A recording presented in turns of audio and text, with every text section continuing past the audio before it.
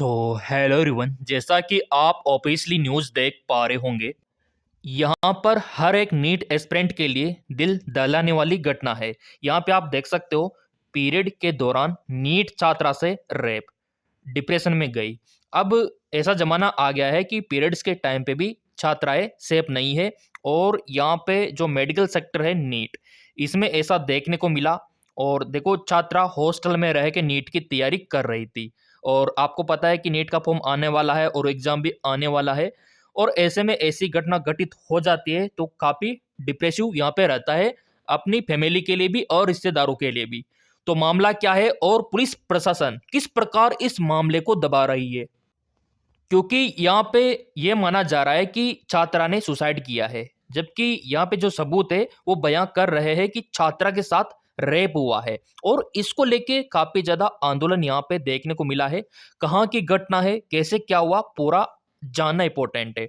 और किस प्रकार हम सभी को विरोध करना चाहिए इसका, क्योंकि कल को हमारी बहन बेटियों के साथ ऐसा ना हो, इसलिए विरोध तो करना पड़ेगा। अब यहाँ पे देखो, पीरियड के दौरान नीट छात्रा से रेप, डिप्रेशन में गई, ज्यादा ब्लड निकलने से जांच इंफेक्टेड, 12 खरोच के निशान और एक नंबर पर सबसे ज्यादा कॉल। तो पूरा विवरण यहाँ पे देख लेते हैं। यहाँ पे आप देख सकते हो, ये उसकी डेड बॉडी है और इसको लेके काफी विरोध हुआ और धरना जारी है। यहाँ पे देखो, मामला पटना का है। पटना के शंभू गर्ल्स हॉस्टल में नीट की तैयारी कर रही छात्रा की मौत अब संदिग्ध नहीं रही।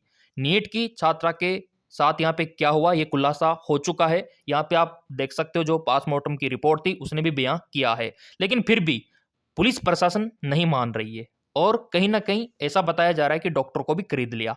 तो पूरा मामला समझना पड़ेगा। यहाँ पे नीट की छात्रा के साथ पीरियड के दौरान सेक्सुअल असल्ट यहाँ पे हुआ है, यानी रिपोर्ट के मुताबिक रेप से भी इनकार नहीं किया जा सकता, क्योंकि सेक्सुअल असॉल्ट उसके साथ हुआ है।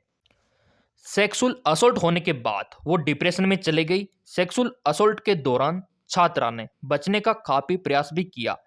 आपको पता है कि जब रेप होता है तो छात्राएं, लड़कियां बचने की काफी कोशिश करती है जैसे तैसे, तो खरोचे भी आ जाती है, ठीक है। और जो लड़के ये ऐसे इंजाम देते हैं ऐसे केस को, वो काफी ज्यादाती उनके साथ करते हैं। तो यहाँ पे देखने को मिला है कि जिससे उसके शरीर पर काफी गहरी यहाँ पे खरोचे आई है। शरीर पर 12 से ज्यादा खरोचे है। देखो, कोई अगर सुसाइड करता है तो ऐसे खरोचे नहीं आती। सुसाइड तो पॉइजन लेके भी हो जाता है, फांसी से भी हो जाता है। तो ऐसे खरोचे तभी आती है जब कोई दूसरा उसके साथ ज्यादती कर रहा हो, तो उसको बचाने की हम कोशिश कर रहे हो, तब खरोच आती है। तो ये खरोचों के निशान बयां कर रहे हैं। और पोस्टमार्टम रिपोर्ट में भी इसकी पुष्टि हो गई है। लेकिन ब्लीडिंग होने के कारण जांच इन्फेक्टेड है। ब्लीडिंग मतलब लड़की को पीरियड्स था, ठीक है। और पीरियड्स में आपको पता है ब्लड निकलता है। अब उस टाइम पे सेक्स किया होगा, तो भी यहाँ पे आपको पता है ना कि उस टाइम पे यौन संबंध बनाना बिल्कुल भी अच्छा नहीं होता।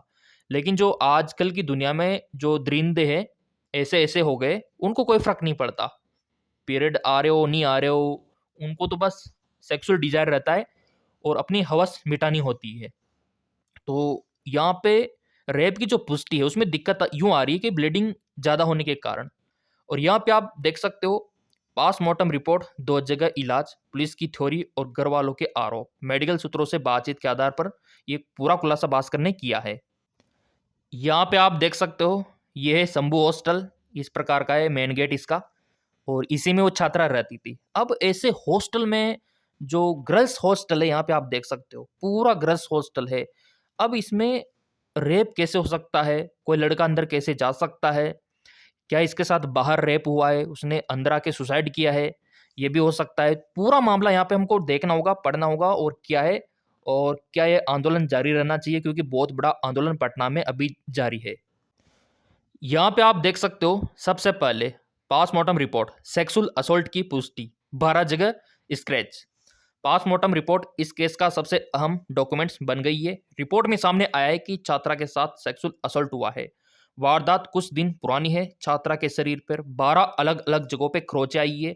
ये खरोच हाथ, कंधे और शरीर के ऊपरी हिस्सों पर है। मेडिकल एक्सपर्ट का मानना है कि इस तरह के स्क्रैच तभी बनते हैं जब पीड़िता खुद को बचने की कोशिश यहाँ पे करती है। यहाँ पे आप देख सकते हो पुलिस ने साफ कहा है कि छात्रा के साथ सेक्सुअल असॉल्ट की संभावना से इनकार नहीं किया जा सकता। पोस्टमार्टम के दौरान यह भी सामने आया है कि शरीर पर बाहरी चोटों के अलावा अंदरूनी चोट के संकेत मिले हैं। इसी वजह से पोस्टमार्टम की पूरी वीडियोग्राफी यहाँ पे कराई गई है ताकि बाद में कोई फेरबदल ना हो। रिपोर्ट में यह भी दर्ज हुआ है कि छात्रा की मौत सिर्फ दवा के ओवरडोज से नहीं लगती। संघर्ष के दौरान कहीं गले पे चोट के निशान यहाँ पे नहीं है, इसलिए पुलिस ने रिपोर्ट को सेकंड ओपिनियन के लिए पटना एम्स भेज दिया गया है। पुलिस अधिकारियों का कहना है कि यह कदम इसलिए उठाया गया है ताकि किसी भी तरह की जांच पर सवाल न हो। ये आप देख सकते हो पूरा मामला। अब यहाँ पे देखो लेडी डॉक्टर की इन्वेस्टिगेशन। पीरियड की ब्लीडिंग से जांच इंफेक्टेड हो सकती है। छात्रा की जांच करने वाली एक लेडी डॉक्टर ने बताया कि छात्रा को जब यहाँ लाया गया तो उसके ब्लीडिंग हो रही थी बहुत ज्यादा। अब देखो मामला ये भी है कि क्या वाकई में उसको पीरियड आ रहा था या फिर वो ब्लीडिंग दूसरी थी, सेक्सुअल के दौरान किसी ने ज्यादाती की हो तो उसका भी हो सकता है। तो यहाँ पे चलो इसको देखते हैं। ये ब्लीडिंग पीरियड्स के दौरान होने वाला जैसा प्रतीत हो रहा था। अब जो पीरियड्स के दौरान ब्लड आता है वो थोड़ा अलग रहता है ना? और कोई ज़्यादाती ज़बरदस्ती करता है सेक्स, वो ब्लड अलग रहता है, वो ताज़ा वाला रहता है। और पीरियड्स का ब्लड थोड़ा-सा आपको बुदबुदार देखने को मिलेगा, है ना? क्योंकि वो बेकार ब्लड होता है। तो ये लेडी डॉक्टर का यहाँ पे कहना है और उनका यही कहना है कि यह ब्लड पीरियड्स के दौरान जो ब्लड निकलता है वैसा प्रतीत होता है। छात्रा की कंडीशन ज़्यादा खराब थी, ये खुद लेडी डॉक्टर ने कहा है। इसीलिए जो चीज़ें दिख रही थी उसके मुताबिक प्राइवेट पार्ट में जख्म जैसा नहीं था। डॉक्टर का कहना है अगर पीड़िता के पीरियड्स चल रहे हो तो सेक्सुअल असॉल्ट की मेडिकल जांच तकनीकी रूप से प्रभावित हो सकती है, बिल्कुल हो सकती है। और खास तौर पर यहाँ पे आप देख सकते हो टेस्ट में सही रिजल्ट मिलने में दिक्कत आ सकती है। देखो पीरियड्स के दौरान अगर उसको पीरियड नहीं होता फिर भी क्लियर हो जाता। अब मामला यहाँ पे फंस चुका है कि उस छात्रा को पीरियड्स आ रहे थे, तो ये भी यहाँ पे थोड़ी दिक्कत आ रही है जांच में। और यहाँ पे आप देख सकते हो कि कई बार यह तय करना मुश्किल हो जाता है कि चोट किस जगह हुई है, पीरियड्स, जबरदस्ती या किसी अन्य कारण से। डॉक्टर ने यह भी स्पष्ट किया है कि ब्लीडिंग का मतलब यह नहीं कि यौन शोषण नहीं हुआ है। शरीर पर मौजूद खरोच और अन्य चोटें यह साबित कर रही है कि उसके साथ जबरदस्ती की गई है। सो मेरे प्रिय विद्यार्थियों, नीट छात्रा की मौत हत्या है या सुसाइड? इसको कत्ल माना जाए या सुसाइड माना जाए, क्या माना जाए? यहाँ पे आप देख सकते हो 5 जनवरी नीट की छात्रा घर से हॉस्टल लौटती है। 5 जनवरी को घर से हॉस्टल, ठीक है। 6 जनवरी रात में खाना खाया और अपने कमरे में चली गई। 7 जनवरी 17 साल की छात्रा हॉस्टल में बेहोश मिली। 7 से 10 जनवरी इलाज के लिए हॉस्पिटल में भर्ती। 11 जनवरी इलाज के दौरान मौत। 12 जनवरी पोस्टमार्टम हुआ, सेक्सुअल असल्ट पुष्टि यहाँ पे पाई गई। लेकिन पुलिस प्रशासन अभी भी ये सहमत नहीं है कि ऐसा हुआ है। और मैं तो कहता हूं कि जिसने ये हरकत की है उनको फांसी की सजा होना चाहिए, क्योंकि कल हमारी नीट छात्रा के साथ ऐसा ना हो। तो मेरे प्रिय विद्यार्थियों, आपका क्या कहना है इसके बारे में? आपको क्या लगता है, क्या ये आत्महत्या है या सिर्फ हत्या है?